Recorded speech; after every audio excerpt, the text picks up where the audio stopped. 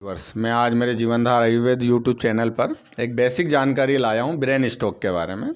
तो आप ध्यान से देखिएगा। ब्रेन स्ट्रोक, ब्रेन स्ट्रोक मतलब दिमाग के कार्य का या दिमाग का कार्य एकदम से स्थगित हो जाना। स्थगित यानी बंद हो जाना। इसको हम दो प्रकार में बांट सकते हैं, दो प्रकार में। पहला जो है इस्चेमिक स्ट्रोक। इसमें क्या होता है, मस्तिष्क को यानी दिमाग को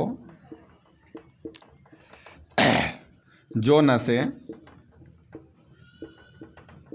रक्त व ऑक्सीजन पहुंचाती है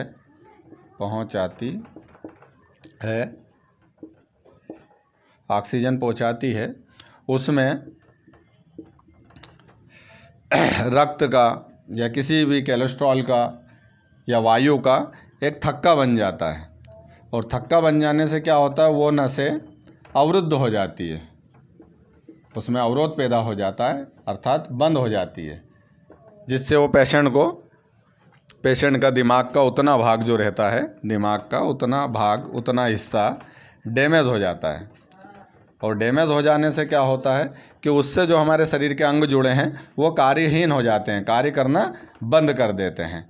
तो इसको हम लोग एचोमिक स्ट्रोक कहते हैं। क्या, बस ये बात ध्यान रखना है कि इसमें थक्का बन रहा है जिससे कि वो अवरुद्ध हो जा रहा है। तो इसमें ज़्यादातर जो है एलोपैथिक में अगर कोई भी मेडिसिन देते हैं तो खून को पतला करने वाली मेडिसिन देते हैं ताकि दोबारा थक्का वगैरह ना बने और वो डैमेज भाग जो है उसमें थोड़ा सुधार हो सके, ताकि वो जो उससे संबंधित जो अंग हैं वो वापस कार्य करने लग जाएं। अब इसी तरह हम जब दूसरे प्रकार पे जाते हैं तो इसको बोलते हैं हेमोजेनिक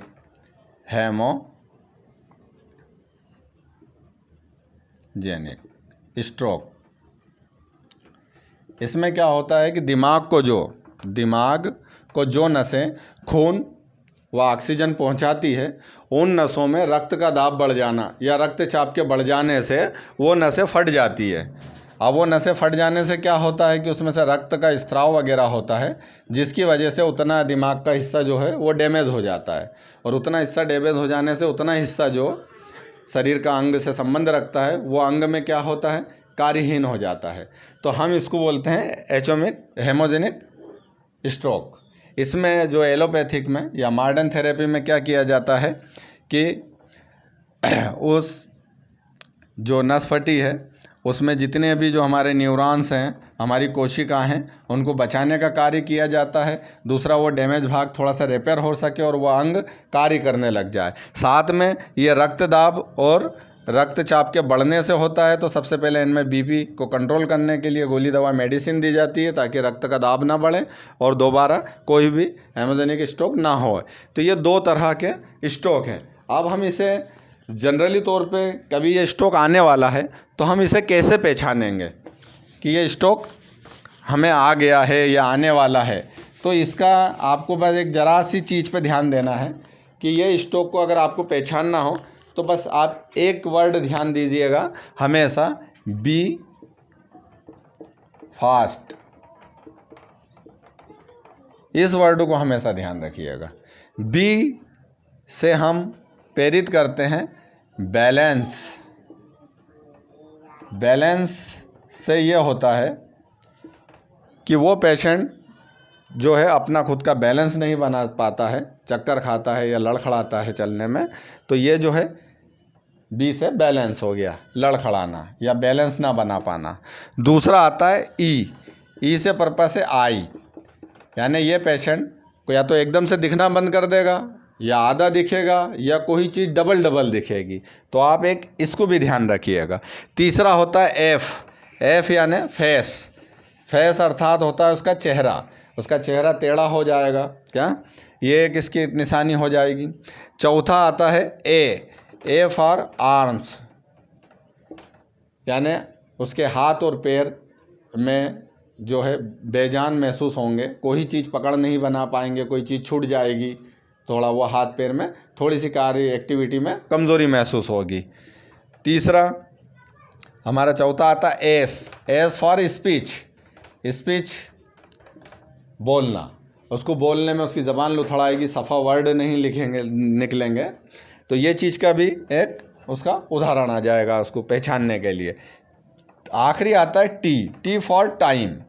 ये वो टाइम है कि हम उसी टाइम अगर पेशेंट को एक न्यूरोलॉजिस्ट के पास या फिर एक एमडी डॉक्टर के पास तुरंत पहुंचते हैं तो वो तुरंत हमारे न्यूरॉन और कोशिकाओं को टूटने से बचाता है और तुरंत वो एक यानी ट्रीटमेंट में सार्थक ट्रीटमेंट दे देता है, जिससे हमारे स्ट्रोक में हम बहुत हेल्प हो जाती है। लेकिन क्या होता है कि अधिकतर ये शहर वाले जो भी रोगी अगर इस तरह का होता है तो उनके निकटतम एमडी डॉक्टर मिल जाते हैं, न्यूरोलॉजिस्ट मिल जाते हैं ताकि वो समय पर पहुंच पाता है। लेकिन गांव के कहीं ऐसे पेशेंट रहते हैं कि जो समय पर पहुंच नहीं पाते हैं।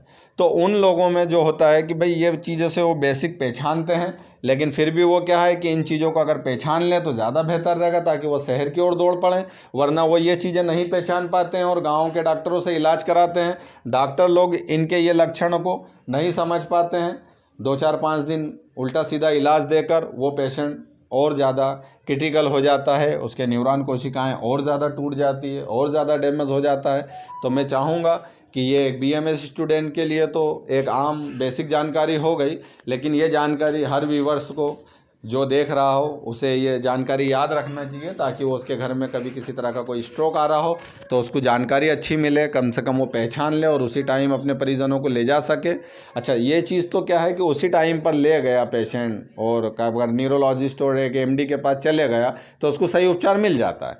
लेकिन कोई पेशेंट लेट हो गया, 6 माह हो गए या 1 वर्ष हो गया तो कोई दिक्कत नहीं है। ये तो मैंने एक बेसिक जानकारी दी है। जब ये पुराना हो जाता है यहीं पर आयुर्वेद अपना चमत्कार दिखाता है और आयुर्वेद उस पेशेंट को लेट हो जाने के बाद भी रिकवर कर लेता है।